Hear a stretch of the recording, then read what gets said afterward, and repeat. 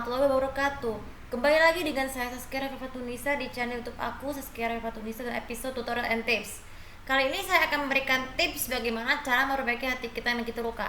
Biasanya nih kita sebagai penyandang autistik kita merasa hati kita tuh rasa gak tenang, terus terluka karena sesuatu yang mungkin aku bukan bermaksud ini loh, ini bermaklum kalau misalkan kita tuh terlukanya karena terjadi permasalahan ya, permasalahan yang lebih kecil lebih besar, tapi itu merupakan sesuatu yang wajar. Kalau hati kita lagi terluka tuh kita akan merasa lebih mudah, tapi ini bukan ke orang lain tapi untuk diri sendiri ya.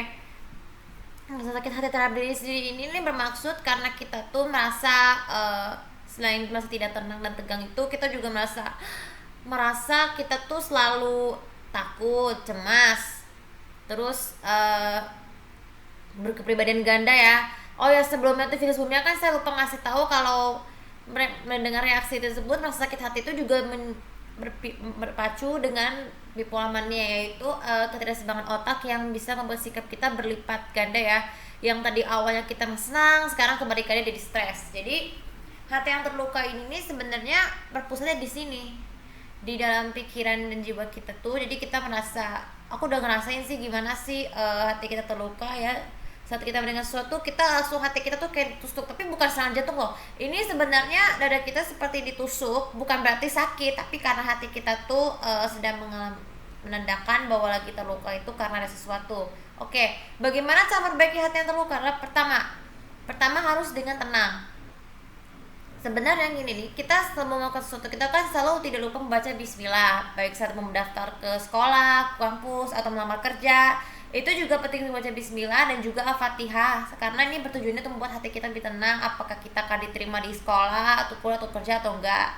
Nah, kemudian yang cara kedua adalah tarik nafas dalam-dalam.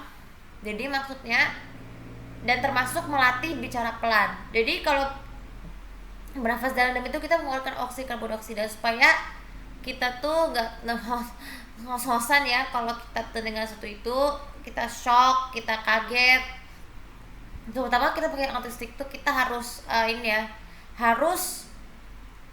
harus merasakan nafas dalam itu, berarti kita sedang melakukan relaksasi sedikit kecil.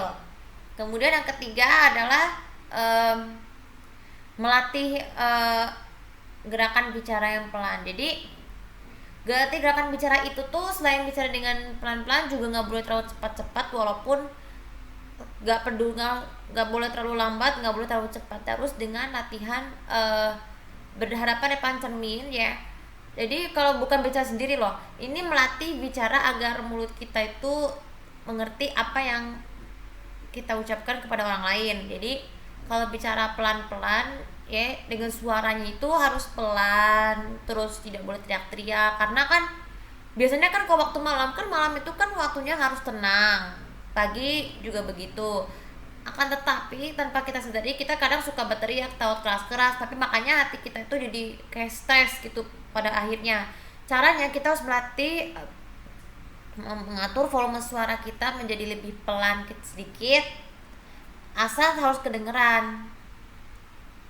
Kemudian yang bila perlu, kalau jaraknya jauh harus segera samperin supaya tidak perlu dipanggil-panggil.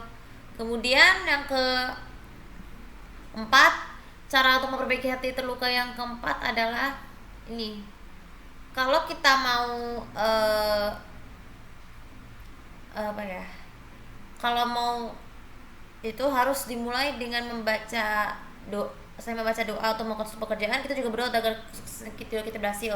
Sebenarnya banyak sekali mungkin di zaman ini tuh banyak sekali idola favorit kita yang memutuskan untuk mengundurkan diri karena alasan apapun, baik apapun, ataupun yang meninggal dunia, atau karena tertimpa masalah misalnya narkoba atau dituduh melakukan PSK.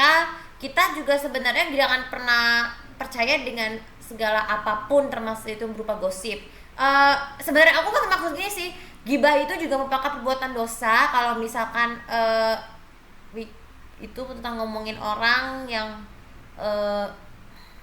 nggak jelas gitu, itu namanya gibah dan gosip. Tapi perbedaannya secara harfiah, kalau berita bintang bukti idola kita masing-masing, Yang baik adalah ini momen keagamaan, momen kepernikahan itu kan juga bagus tuh. Jangan kalau yang itu, jadi aku nggak, jadi gibah itu tuh sebenarnya juga nggak baik deh ya.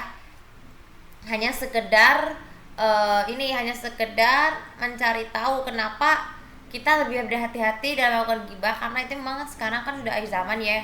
Jadi jangan sekali-sekali kita meniru orang lain yang melakukan tersebut.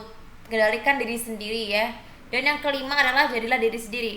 Biasanya kita menjadi diri sendiri itu kita harus yakin dan percaya bahwa kita tuh lebih istimewa dari mereka. Jadi nggak semua manusia itu sama. Jadi hati kita tuh menjadi lebih tenang karena kita merasa lebih percaya diri, lebih ikhlas. Terus kalau terjadi masalah harus ikhlaskan saja, terima saja apa adanya, asalkan kita juga banyak berdoa agar harapan kita terkabul, untuk bukan hanya untuk idola tapi juga untuk diri kita sendiri supaya bisa tercapai.